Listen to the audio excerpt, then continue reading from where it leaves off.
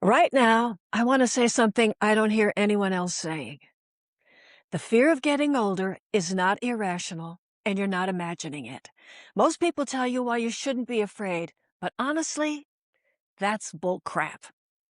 Aging is the season of life where we experience the most loss, so of course it's scary. The real question isn't how to stop the fear, but what to do when it shows up. Today, I'm sharing 3 ways to calm those fears so you can actually show up for your future self. But before we get to those 3 things, I want to paint the picture of what we're actually up against, because this fear didn't come out of nowhere. We hear it from the time we're young. Getting old ain't for sissies, kid. I heard that from my dad frequently, and the older he got, the more he said it.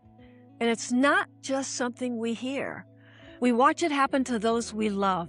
The illnesses, the loneliness, someone we love in a place we never wanted to see them. And we try to file it away somewhere, but we still think in the back of our minds, that's what's coming. And I'm next. Now, I'm only 2.5 years from 80, and here's what I know from where I'm standing. It's not just one fear that keeps us afraid of growing older. It's a whole collection of them that we carry around stuffed into a little bag by our side. So, let's open it. We're afraid of our body changing and not being able to do the things we've always done. We're afraid of cancer because it's so rampant. We're afraid of losing our mental capacity and not being able to communicate. We're afraid of the loneliness and outliving the people who knew us when. Or how about this one? And this one is mine. I fear sitting across from an empty chair. This is a pretty big bag of fear we're carrying around. But the fear we say to ourselves is this what I have to look forward to? Now, just how many of you have had that exact thought? Just raise your hand down below in the comments and just say, me, because I'm sure I'm not alone in this. Now, the 3 things I'm about to tell you have already helped me not only navigate through my 70s, but have paved the way to me trusting that whatever does come next, I will find my way through it. So what I'm about to give you are the breadcrumbs out of the forest of fear. And here's something I noticed as I put these together.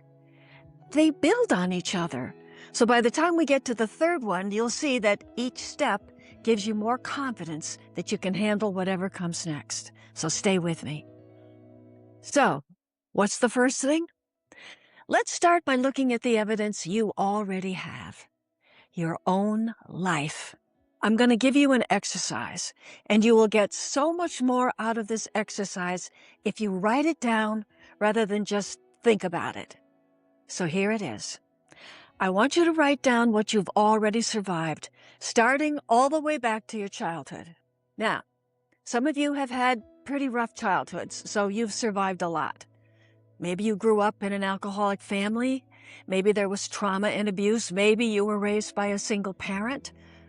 But for those of you who had rather healthy childhoods, life was not always easy as a child for you either.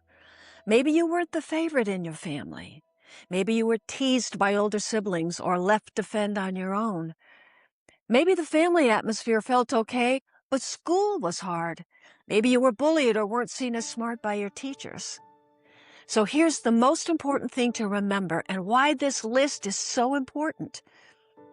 Whatever it was that hurt or disappointed you back then, even down to the smallest thing, you made it through.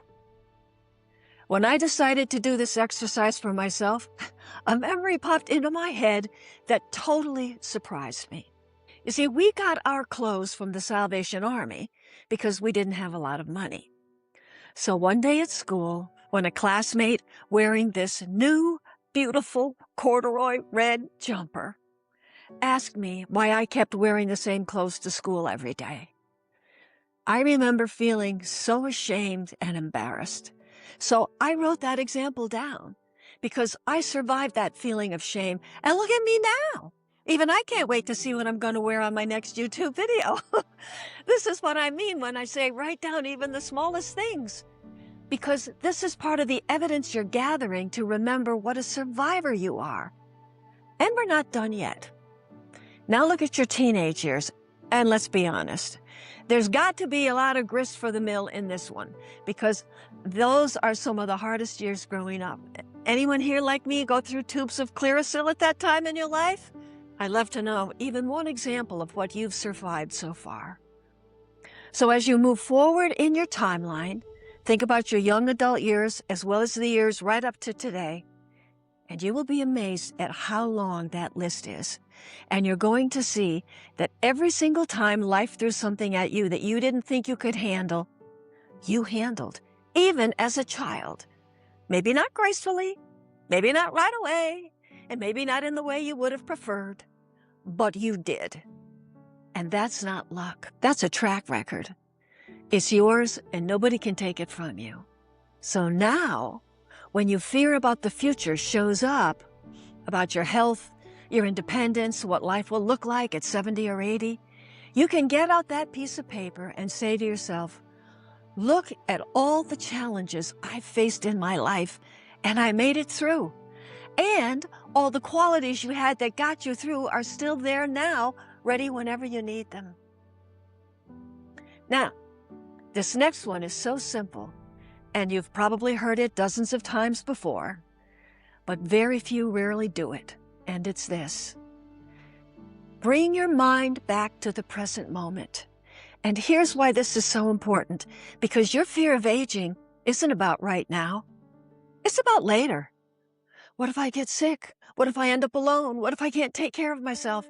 That's all future stuff. None of that is happening now because the future doesn't exist. The present moment is the only place life is ever happening or has ever happened. So the more you practice training your mind to stay where you are right now, the less scary the future becomes, because when the future finally does arrive, guess what? It's just another present moment. So when you practice being present every day, even for minutes at a time, you will have a better handle on anything that comes up in the future because you've been practicing a lot of present moments all along. So remember when I said earlier that my greatest fear was facing an empty chair? Well, it still is. But here's how being more present has helped me with the fear of my husband dying before me. And what I'm about to reveal to you is something very few people know about me. So here's what happens to me, and maybe it happens to you too. There are times when I feel so much love for my husband that my heart just wants to burst. And then guess what happens next? Immediately my mind goes to, oh no, what happens when I no longer have that love? What am I going to do without the person who knows and loves me more than anyone else? But thankfully, this fear has calmed down because I've practiced spending more time focusing on the man sitting beside me now instead of grieving the man I haven't lost. He's here, I'm here, and we still have this moment together. And this leads us to the third thing you can do to calm your fears of aging, and that is accept what is.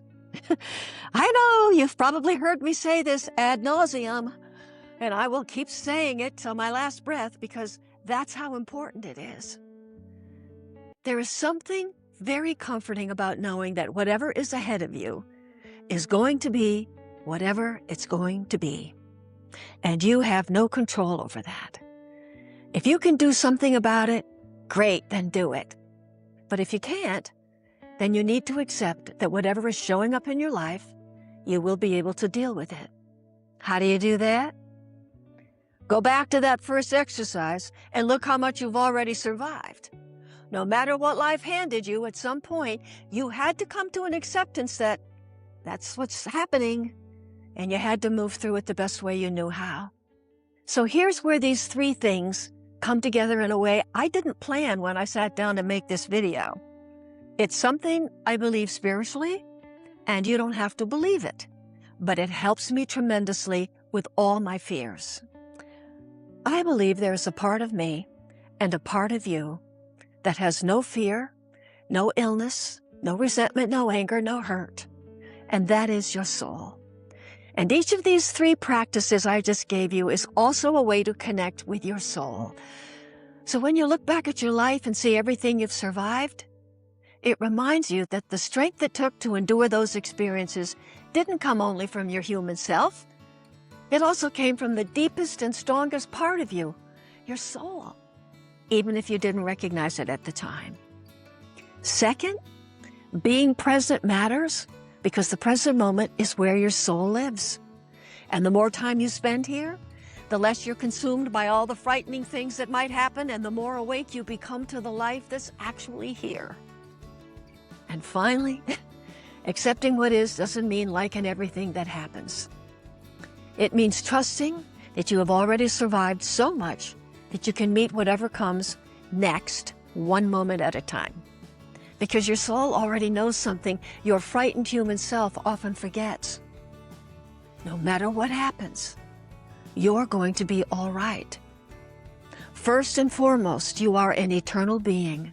So even if you don't know what the stage of life is here to teach you, accepting it is a beautiful way of connecting with that part of you that already knows your existence is guaranteed.